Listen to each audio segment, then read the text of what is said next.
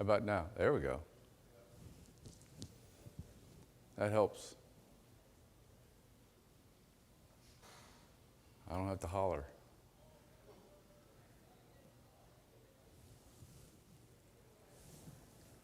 Oh, my clock and that clock aren't synced up. My watch says it's 9:01. That one says about 9:06. My watch says it's 9:06. 9:06. Well, I think I'm a little fast. I don't know. Two watches agree, and mine isn't one of them. Well, good morning. Okay, so we're in time frame of, I would say, maybe February, and Passover is in April, maybe March. So we're really close to the end of his ministry and the end of his life. So that's kind of the setting of where this is at this particular point. He's been in Jerusalem enough times that the Jews have seen the power of God and denied it and said, we just got to get rid of this guy. So that kind of the setting for where he's at right now at this particular time in the part of his ministry that we're going to talk about this morning. It's mostly out of John, but there's a little bit out of Luke as well. So, journey from Perea to Bethany. And I had to look up where Perea is because I wasn't sure. So, now, a certain man was sick, Lazarus of Bethany, the village of Mary and her sister Martha. And it was Mary who anointed the Lord with ointment and wiped his feet with her hair, whose brother Lazarus was sick. So the sisters sent word to him, saying, Lord, behold, he whom you love is sick. But when Jesus heard this, he said, the sickness is not meant for death, but is for the glory of God, so that the Son of God may be glorified by it. Now Jesus loved Martha and her sister and Lazarus. So, geography. That's a map.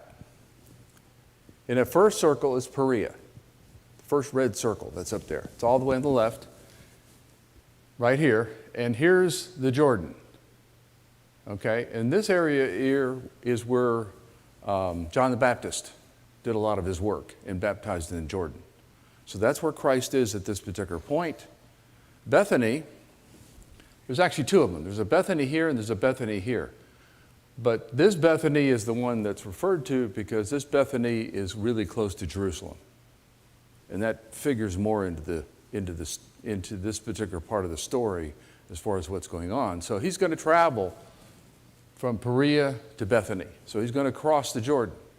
Now, do you remember why he crossed the Jordan before? Why he left Jerusalem and crossed the Jordan? To get away from the Jews in Jerusalem, okay? Put some distance between them. So when does Mary anoint Jesus' feet with ointment?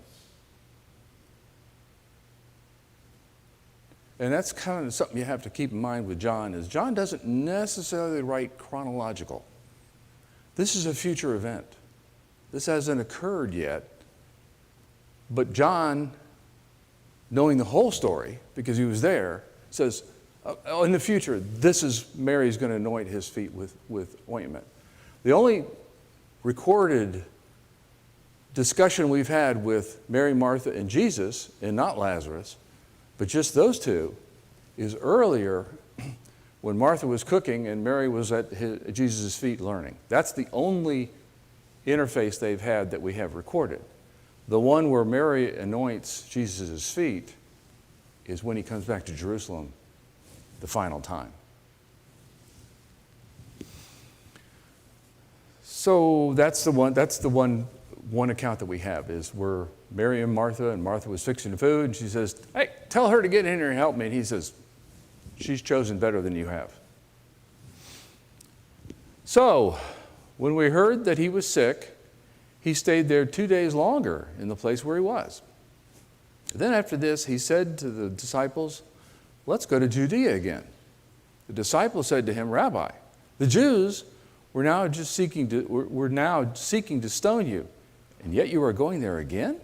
Jesus replied, are there not 12 hours in the day? If anyone walks during the day, he does not stumble because he sees the light of the world. But if anyone walks during the night, he stumbles because the light is not in him. So why do you think he stayed another 2 days?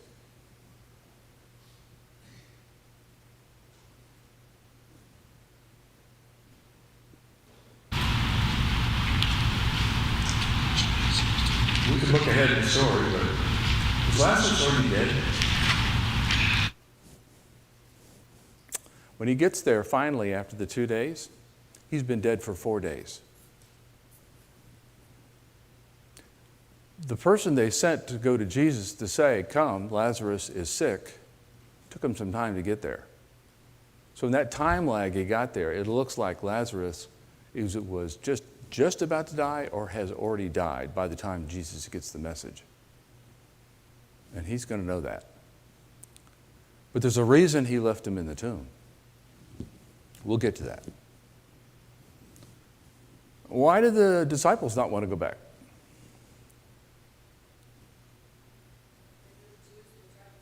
Yeah, they say, hey, they wanted to kill you. They wanted to stone you last time you were there. That's why you went across the Jordan over here to Perea. So what's the point Jesus is making about day and night?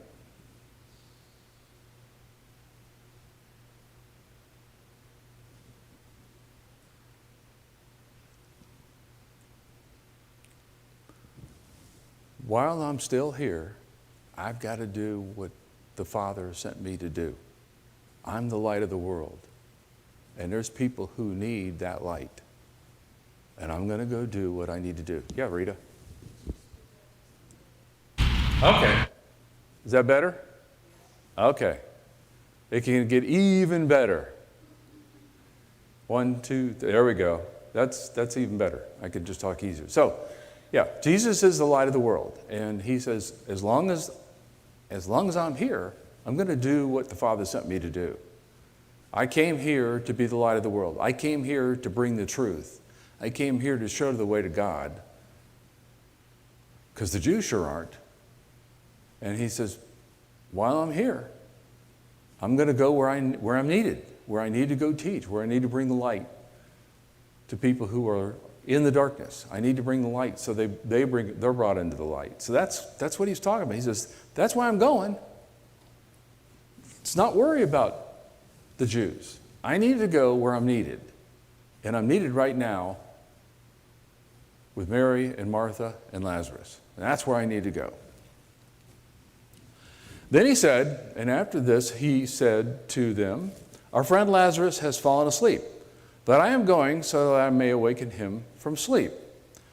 Then the disciples said to him, Lord, if he has fallen asleep, he will come out of it.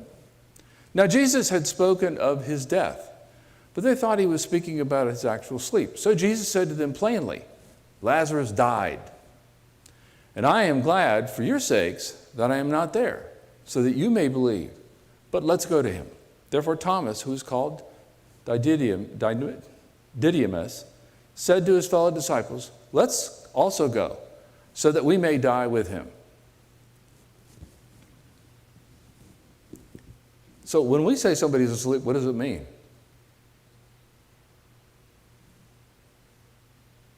Was he actually asleep as we typically mean it? No. He was dead. Yeah, that was the point Christ made. What is it he wants the disciples to believe?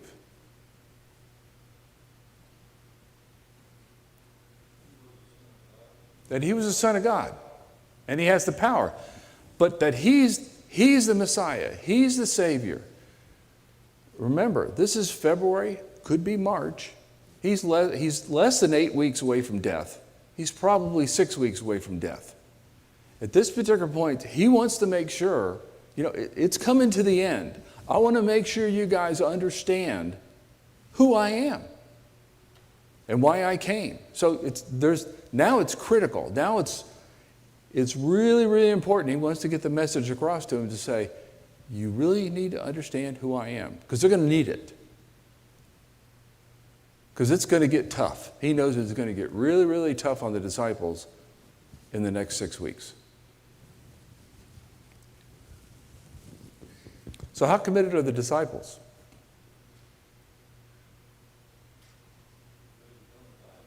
Ready to go and die with him. 100% committed. Okay? Totally expect not to survive this trip back to Judea. At least Thomas didn't. So when Jesus came, he found that he had already been in the tomb for 4 days.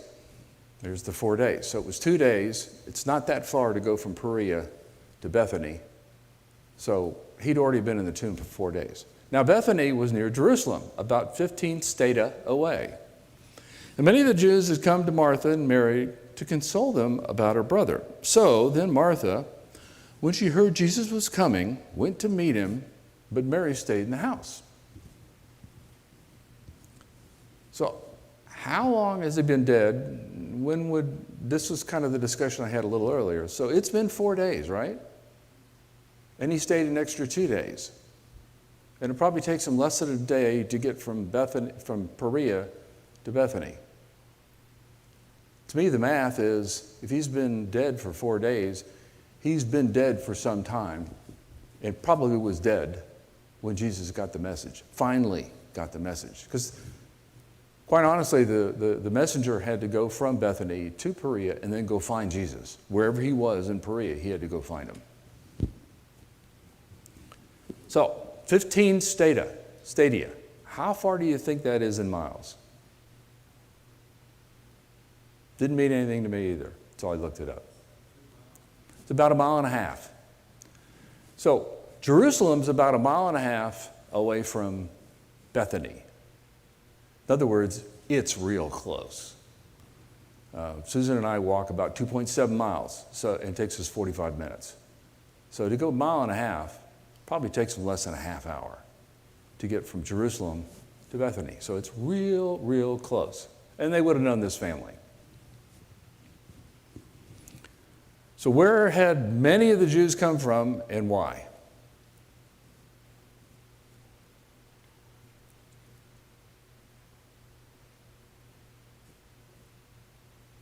The ones that had come they came to what? Mourn with them. That was kind of a tradition. And it went on for days. The mourning went on for days. Obviously, it's gone on for probably 4 days because he's been in the tomb for 4 days. They're still there. Where'd most of them come from, do you think? That place that's 1.5 miles away. There was a lot of Jerusalem Jews in Bethany. Of course, Mary and Martha had to feed them while they were there too. But they were there mourning, they were there crying with them, and everything like that. But there was a mix. There were people who were from Bethany, and there was a lot of people from Jerusalem that had come. So who went to meet Jesus? Martha did, okay? Martha was, I would say, the more focused on getting things done, whereas Mary was focused on the situation at hand. Martha then said to Jesus, "Lord, if you had been here, my brother would not have died. Even now I know whatever you ask of God, God will give you." Jesus said to her, "Your brother will rise from the dead." Martha said to him, "I know that he will rise in the resurrection of the last day." So they started their conversation. It was Martha's statement. She made a statement. If Jesus had been there, her brother would not have died. Is that true? Yeah.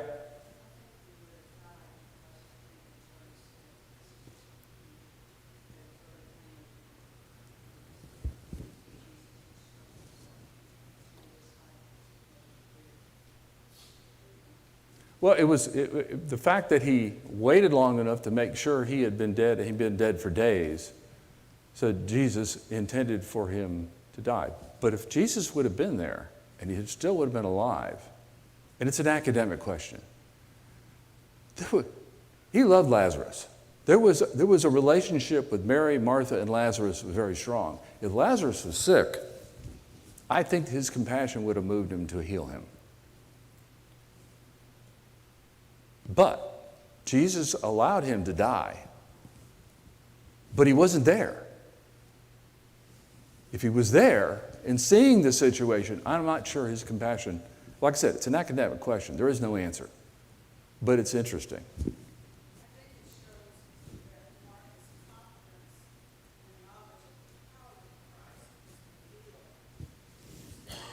Right. She knew he could heal him. But that ties into my next question. What conclusion has Martha resolved to accept? He's dead. He's been rotting in a cave for 4 days. He's putrid. Okay, we can't do anything about that. He's gone. Lazarus is gone. Which death is Martha referring to, and which death is Jesus referring to? Are they talking past each other? Yeah. So which death is Jesus talking about?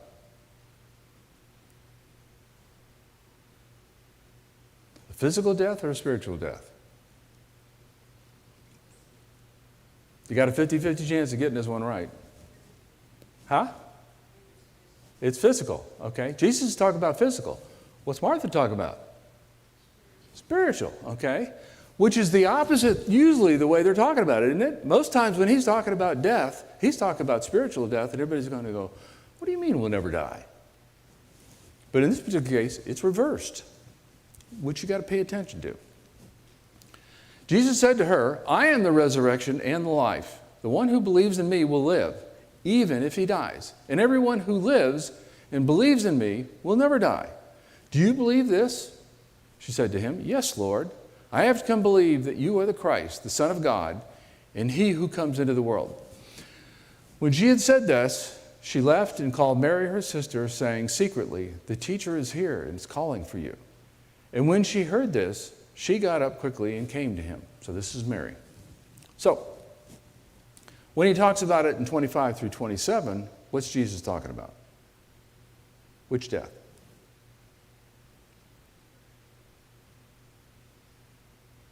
"50-50 again. He initially was talking about physical death. She was talking about spiritual death. Now he's capitalized on what she said. He's now talking about spiritual death. The person who believes in me will never die. When he says that, that's spiritual death.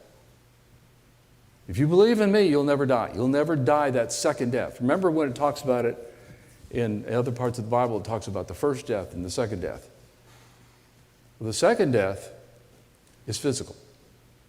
And when it says, if you don't die the first death, the second death doesn't have any power. In other words, if you're alive to God, that second death, you don't worry about it because you transition over, you're still with God. But there's power and there's fear in the second death if you've experienced the first death, which is spiritual.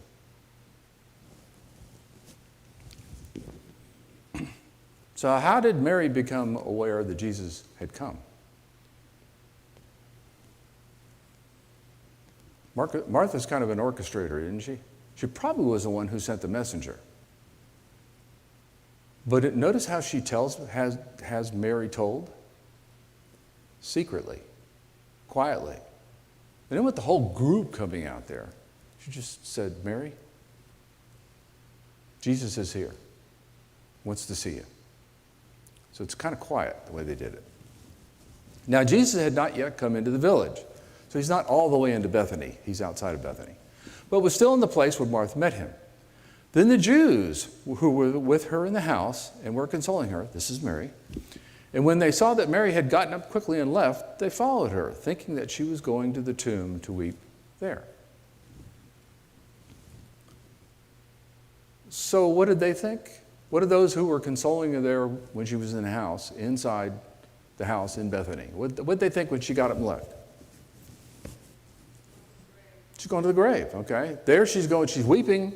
Now she's going to the grave to weep. We'll follow her because that's what we do, okay? That's why we're here.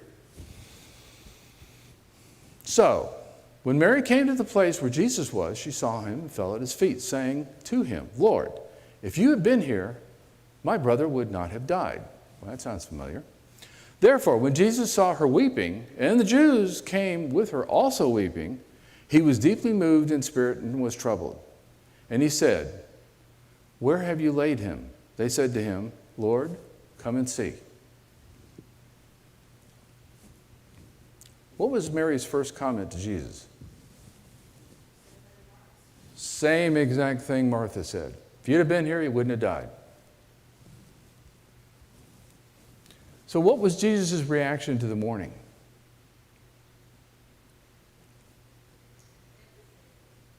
He had a lot of empathy. Not just compassion, it was empathy. Empathy is not compassion. Empathy is, I lost him too. He was that close to me as well. Compassion is you can see the situation and have compassion for it. It's a little bit different as a reaction. Remember when the widow had her son who was dead and Christ raised him up? He just went to him. He says, no, he's just sleeping. I'll raise him up.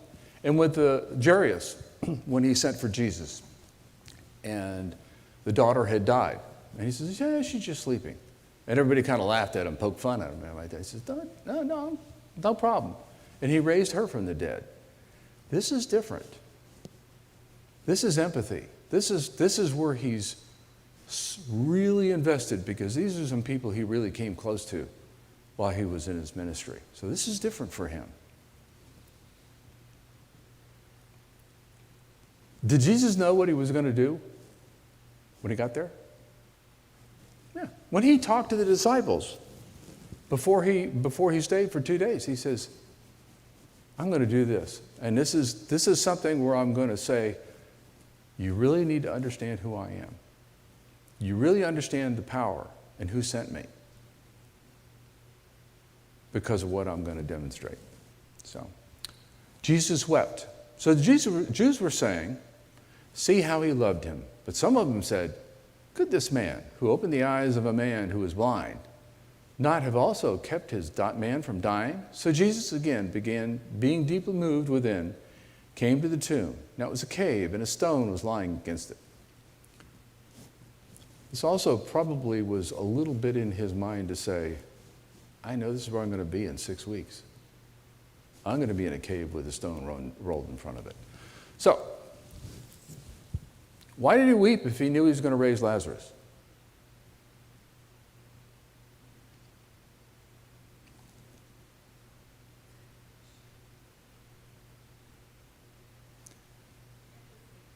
Yep, empathy. He's a Savior that understands us, understands loss of someone. He has empathy because he's lost someone he loved. Even though he knew he was going to raise him. He understands the loss. He understands the loss Mary and Martha feels. He understands. He understands us because he's human. That's why he came. To understand us. To really understand the loss we feel when we lose someone we love. That's why he came. That's part of why he came. That's why he's such an effective Savior. That's why he's so compassionate. That's why he's so loving.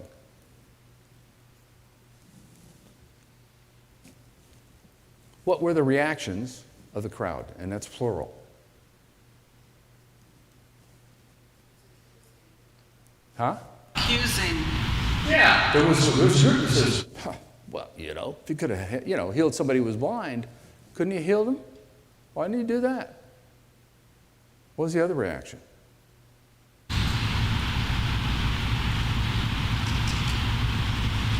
So the Jews were saying, see how he loved him. Some of them said, wow, there was really a relationship here. I kind of put them in two categories. The ones that were there to support Mary and Martha were the ones that probably said, see how he loved him. The ones that were there for the food were the ones who say, look, couldn't he kept this man from dying? I mean, he's healed blind people. Jesus said, remove the stone. Martha, the sister of the deceased, said to him, Lord, by this time there be a stench, for he has been dead 4 days. Jesus said to her, did I not say to you, if you believe, you will see the glory of God? So they removed the stone. And Jesus raised his eyes and said, Father, I thank you that you've heard me. But I knew that you will always hear me. Nevertheless, because the people standing around, I said it so that they may believe that you sent me. That's the answer I asked early, right there. So what was Martha expecting when they got to the tomb? I said she thought it was just going to be smelly and nothing was going to, I guess she just couldn't picture it and raise it. Just to weep. I think he went there to weep, to mourn. Okay? Lazarus was close. They were very close. And he went to mourn. And what was Martha's concern? It smells. Okay? It began to putrefy. So, Very much a logical thinking person was Martha. She wasn't swayed by her emotions heavily. She was a logical, practical kind of person. Mary was more swayed by her emotions.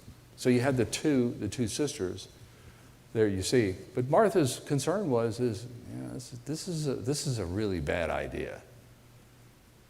She didn't understand it. Again, she still doesn't expect Lazarus. She's accepted he's dead and he's going to stay dead. Yes, Steve?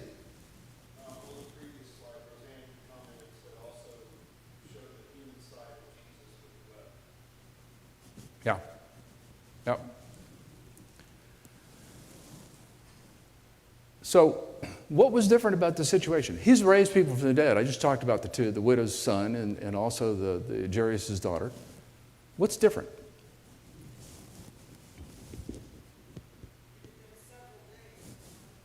that's right. The big difference here is the little girl and the son hadn't been dead for very long. Okay, they hadn't begun to putrefy and like that. The body was still Pretty much intact at that particular point. But this is a situation where this person's been dead and they've been dead for a while, okay? And everybody understands they've been dead. How do you bring, it's one thing, somebody's dead, they are dead, but to bring them back to life again, but they've decomposed and all of a sudden they're back to life again. That was a big change. Their thinking hadn't gone to that particular point where they said, there's nothing beyond what he can do.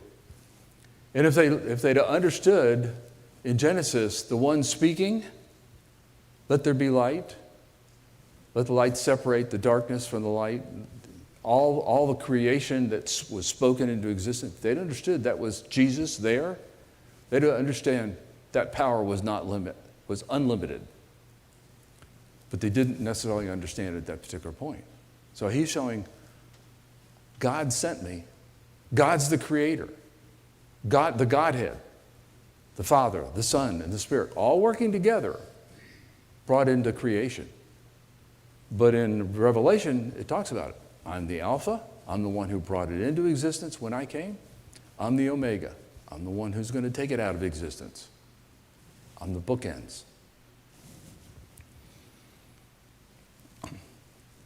So what were the points in raising Lazarus? What was the point?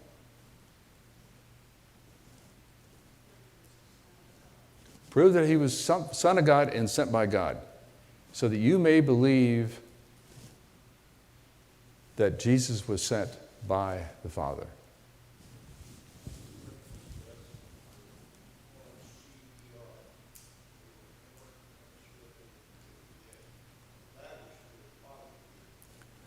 Yeah, you could have argued the person was just asleep or in a coma or something like that and came out of the coma for the young lady and the young man. But in this particular one, there was no doubt about it. And he did it 1.5 miles from Jerusalem. Keep that in mind. And the Jews from Jerusalem are there watching it. And you see what their reaction is. It's coming up. And when he had said these things, he cried out with a loud voice, Lazarus, come out. Out came the man who had died, bound hand and foot with wrappings, and his face was wrapped around with a cloth. Jesus said to them, "Unbind him and let him go." Therefore many of the Jews who came to Mary and saw what had been done believed him, but some of them went to the Pharisees and told the things which Jesus had done.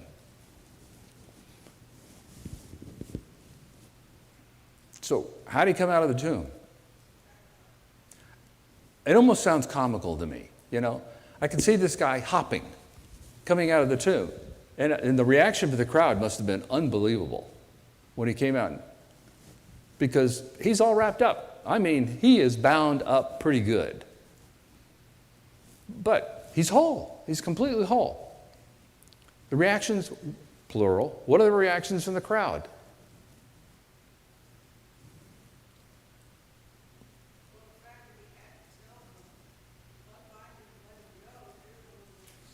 Yeah, they were in shock. They said, "What is this? Is this a spirit? Or what is it?" You know?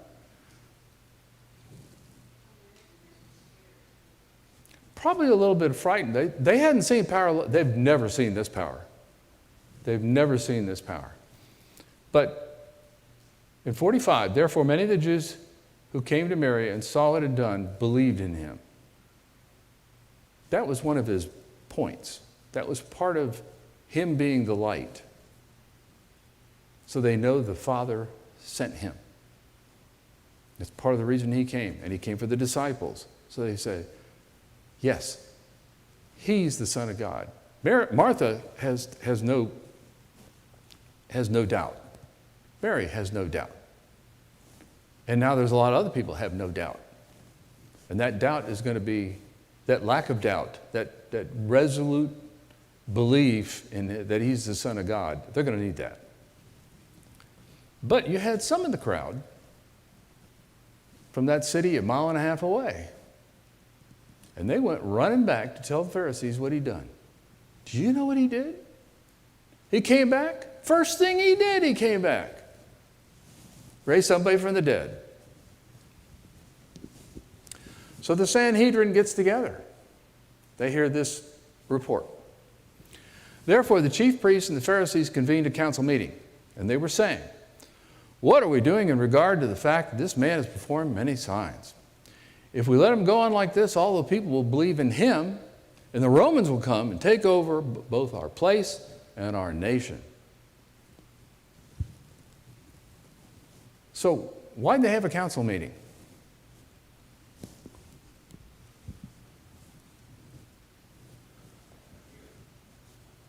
I'm sorry? Fear. Fear, yes. We're going to lose our power. This guy's going to mess things up for us. He keeps doing this stuff. What was our overriding concern?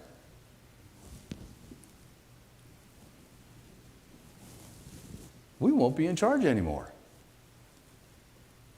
Yeah. All this money we've got coming in, all this control, all this people bowing down, that's going to go away. We can't let that go away.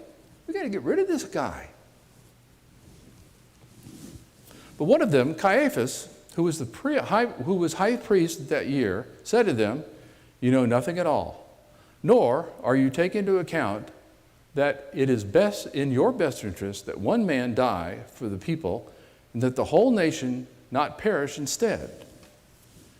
Now he did not say this on his own, but as he was high priest that year, he prophesied that Jesus was going to die for the nation, and not for the nation only, but in order that he might also gather together into one the children of God who are scattered abroad. So John's adding this as far as commentary to what Caiaphas has said, and it's only in this one. So who's Caiaphas and what role does he fulfill in Jesus' death?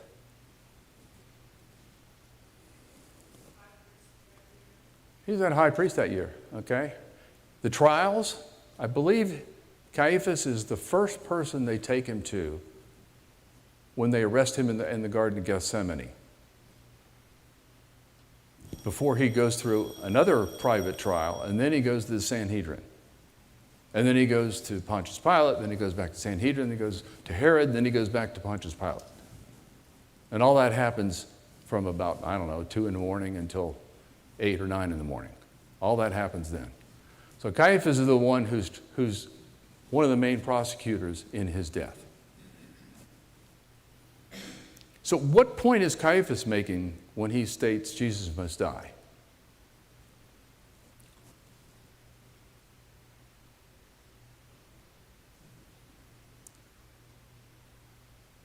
He says, nor are you taking account that it is in your best interest. He's talking to the Sanhedrin, that he dies. So his perspective is to say, kill him because you're going to keep your power. John's interpretation is that it's prophecy. And Caiaphas may or may not know he's making the prophecy. Because John's looking at a perspective is, it is in your best interest that he dies. Because if the lamb is sacrificed that's perfect, everybody will be redeemed. So that's the point John's making. So John's taking what Caiaphas has said to say, if you really look at it from a different perspective, because of his death, he will conquer death. Because he physically dies, but he's not sinned, he'll conquer death. He'll come back to life. And he'll reign in his kingdom. And everybody, including these sheep that they don't know about, which is the Gentiles, will be brought in. So John's looked at it from a different perspective to what Caiaphas is saying. I honestly don't think Caiaphas meant that, but John says that was prophecy that he said. So from that day on, they planned together to kill him. Therefore, Jesus no longer continued to walk publicly among the Jews, but went away from there to a region near the wilderness, into a city called Ephraim, where he stayed there with the disciples. So Ephraim there's Bethany, the red circle, and there's Ephraim. So he goes up north. It's in the wilderness. Bethany is right there in Jerusalem. It's in the hubbub of all the activity with the Jews and everything like that. It's in Judea. He's gone from Judea through Benjamin into Ephraim, into the city, which probably is the capital of the area that was settled by Ephraim, and settled up there for the time being. He doesn't stay there. So why did he wait? Why did he no longer walk among the Jews?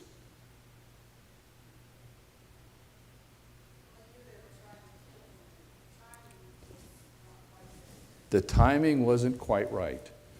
I talked about that in communion when I gave the opening for the communion when I did it last Sunday night. Is Passover was the perfect time.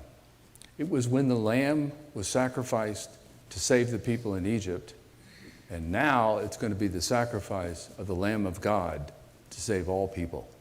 It was the perfect time for him to come.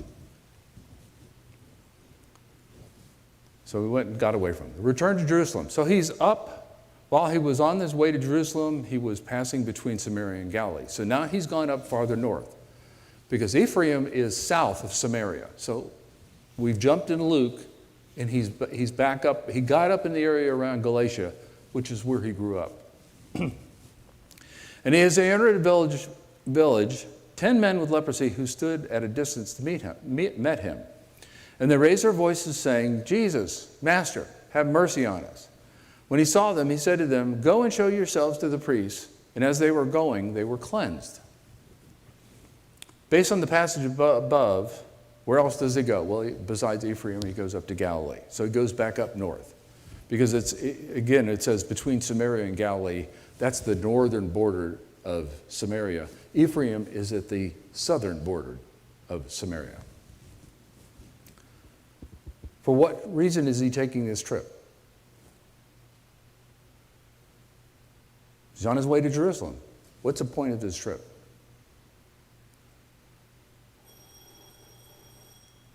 I could stop there. No, he's in Galilee. Now he's on the way to Jerusalem. Why is he going to Jerusalem? To die. This is the last trip. This is for the Passover. Why are the 10 men standing at a distance? Was that the second bell? Yeah. because they were supposed to. It's the law.